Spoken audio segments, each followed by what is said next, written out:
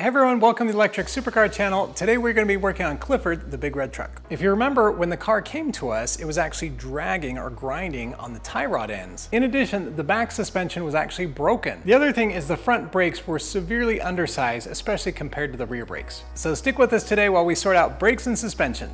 Let's get to it.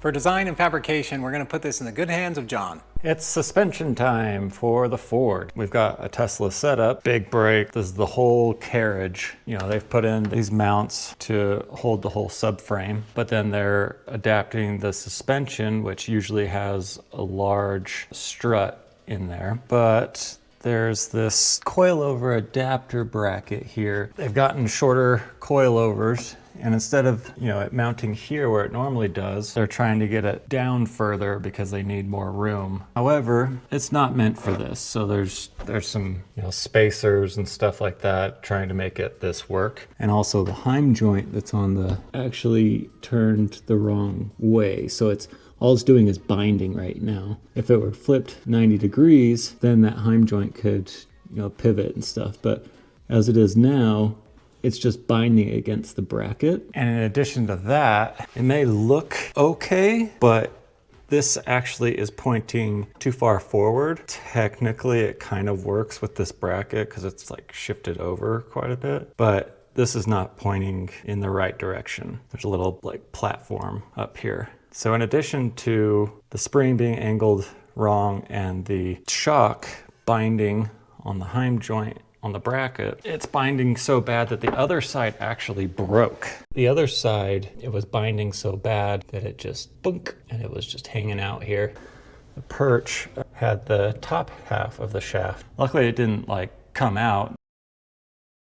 All right, I'm going to show you how I designed the coilover adapter for the Ford truck. I decided to go on to GrabCAD and see if anybody had designed. Thankfully, somebody had, so I found that it was mostly correct. To start, I needed to figure out where I wanted to mount this coilover adapter, where it needed to sit. So I decided to use the original shock mounting position here. Drew some tubing on here. I drew some tubing on here, and then I extruded those two pieces. Next, started to modify the knuckle. Drew the correct slope here, and then I cut that slope out. So now I have an accurate representation of the knuckle. Based off of those measurements, designed this piece. Just made sure that it jogs over. I could weld it onto this tube, had the correct radius up here to weld onto that tube. It was also parallel with the original mounting position. So this will be our new mounting position for the coilover. Just copied that, moved it over, put it in place, and there we have the starts of the coilover adapter. And then extruded it. Then I wanted to kind of fill everything in. So I designed this piece. So it's all chambered and boxed in, extremely strong. And then I just drew, this angle here and cut it across so that it all kind of makes it look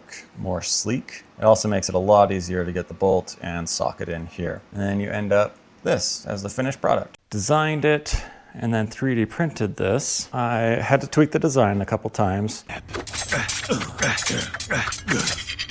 First try. To make sure it fit, but that's what I like about rapid prototyping. This as the finished product. So after I figured out the design, everything worked, and I had the distance that I wanted to fit the coilovers that we're using. Send all these individual pieces, this one, this one, this one, all this stuff to Oshcut, get it cut out, and weld it all together. Oshcut is a new sponsor for us. They offer laser cutting and bending services, and for Electric Supercar channel viewers, they're offering 50% off on your first order. So go check them out.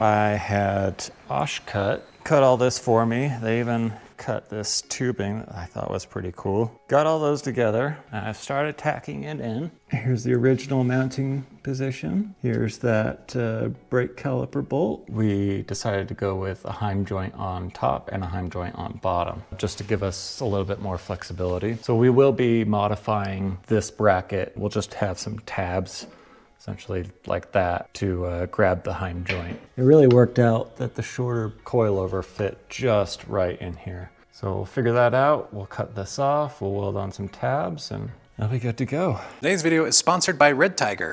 This is the F7 Elite. It's got the world's first full-color night vision in-cabin view. This is the car of choice for the dash cam. All right, so we got this all set up now. Our camera rotated the right way. It's linked to the camera. Got everything on, all the settings. So let's go take it for a drive. This has 3-channel recording, so 4K up front, 2.5K in the back, and 1080p in-cabin. It does come with 24-hour parking monitoring mode. So this gives comprehensive coverage and front color restoration tech, ensuring vivid details in any light. It also has voice controls like take a picture or lock video. And like most good dash cameras, it has a loop recording and a G sensor that will record any videos where the G sensor detects abrupt movement, such as an accident. It is reliable in the heat and the cold. This has up to 30 megabits per second transmission speed. This allows for 10 times faster downloading speeds. This has a 2-way HDR. This helps eliminate some of the overexposure or underexposure that can be caused by strong lights. This features the Sony Starvis 2 sensor. I'll be honest, one of my favorite features is actually the touch screen. So lots of these have buttons underneath and you're not quite sure what button does what. You can push on the screen and select exactly what you need to find. This also has blacklight night vision in parking mode. The imaging algorithms really help enhance these images in low light conditions. Another great thing, it actually comes with memory. So 128 gigabytes will actually support up to 512 gigabytes of memory. So if you've been watching the channel for a while, you know I'm a big advocate of dash cams. I feel like every car should have them. It gives you comfort and security. So if you're looking for one, I'll leave a link in the video description below. Oh my gosh, I can't get my helmet in there. I'll just close my eyes. That's good enough, huh? Jeez, I can't get my gun in there either.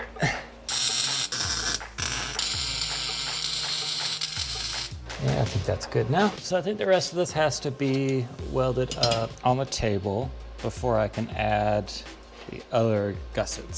So that's how it mounts.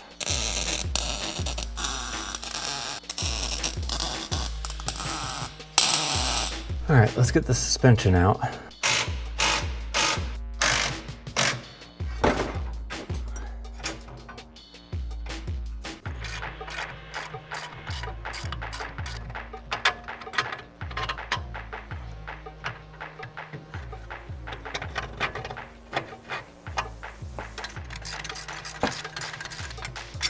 Jeez.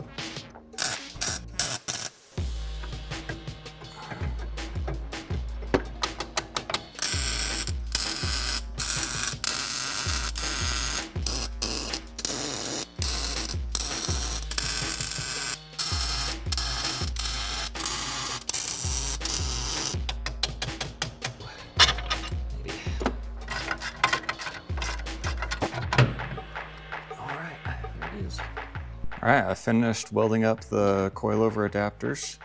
We went from the 3D printed version, the actual metal version. Made a couple changes before I had the metal cut. It made it even more solid. So this is what it looks like in the vehicle. Got it bolted to the caliper bolt coilover in, and then the original shock mounting position. Nice and tight tolerances, and then this is where the coilover ends up. We've got some new ones coming. We just got the QA1 shocks for the Ford. I sprung for the easy adjust.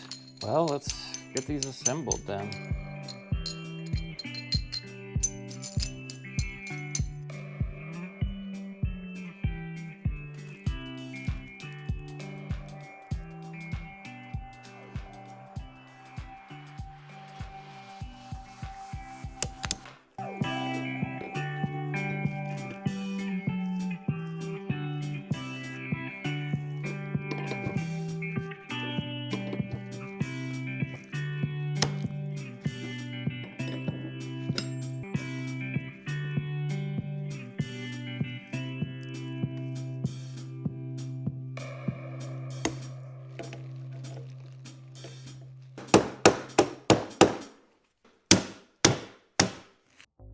Okay, these are the original spring perches from the Ford truck. So what I'm gonna do, instead of redesigning a whole new bracket, which would honestly look better, I'm just gonna cut all this old spring perch off, put it back in the vehicle, and see where I need to weld on some tabs for the new eyelets. I've cleaned up the spring perches, got them ready for welding the new tabs on, got rid of the old spring perch that was welding on here, cleaned it up, got the paint off, and then I designed these new tabs. Okay, I've got the spring perch temporarily installed so I can set up the tabs for the coilover in here and get them tacked in place, and then I can weld them.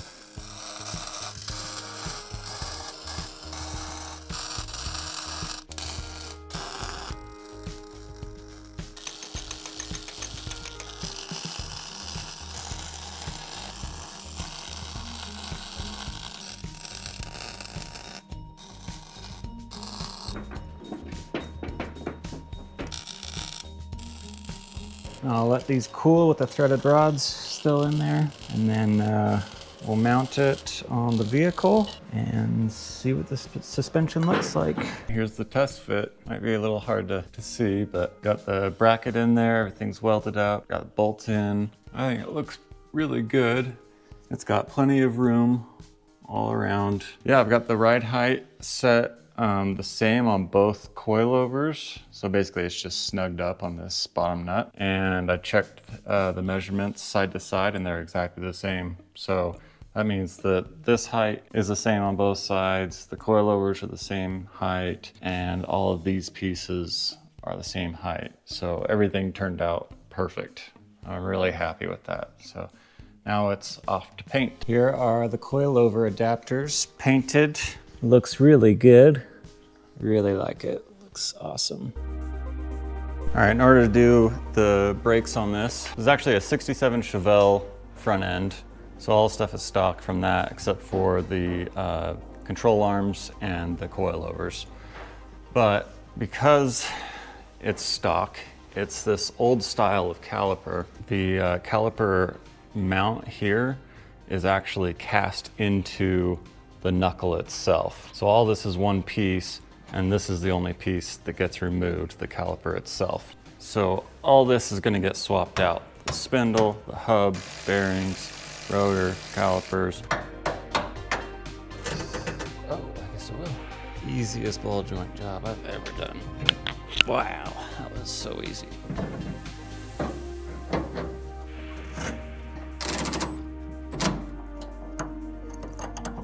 It's time to add the cotter pins in these castle nuts that were never there.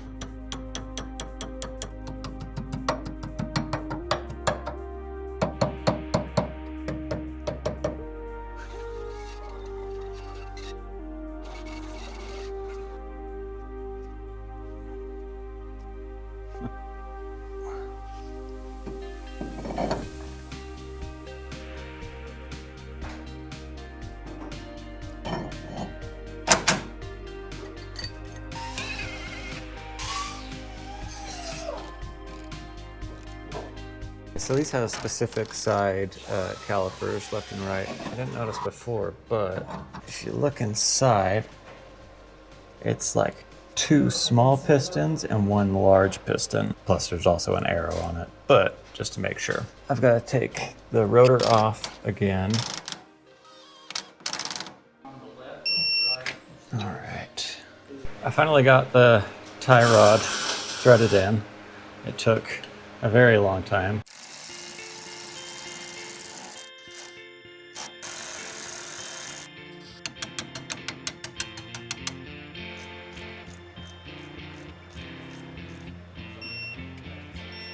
Everything still looks nice and aligned, so we are good.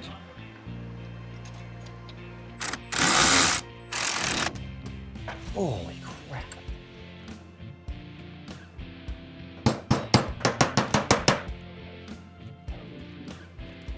It's over.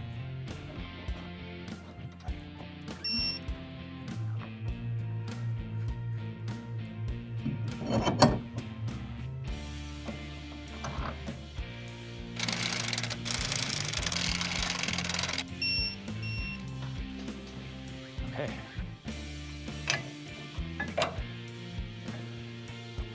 Oh yeah, it's so satisfying. Perfect. exactly how it should look. All right, and I'll put the brake line on, and we're done. That is how to put a big brake kit on your vehicle. All right, that's gonna do it for this time. We've got a few more electrical things we gotta figure out. We gotta figure out charging, but I think it's time to get this thing driving. That'll do it for this time. See you next time.